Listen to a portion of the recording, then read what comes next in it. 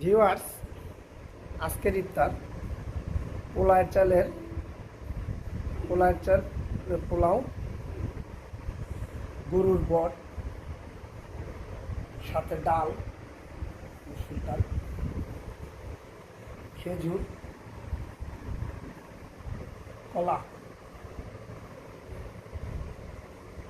গাছপাকা কলা,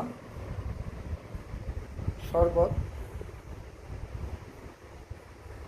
3 প্রকারের শরবত। এই ছিল আজকে আমার ইফতারের আয়োজন, আপনাদের সাথে শেয়ার করতেছি।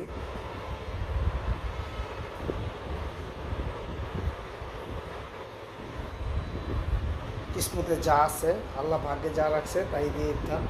এই হলো আজকের ইফতার। তবে খেজুর ছাড়া আমার ইফতার হয় না, এই জন্য খেজুর সবসময় আমার বাসায় থাকে। আমার পাশে থাকবেন, আমার চ্যানেলটাকে সাবস্ক্রাইব করবেন। আল্লাহ হাফেজ।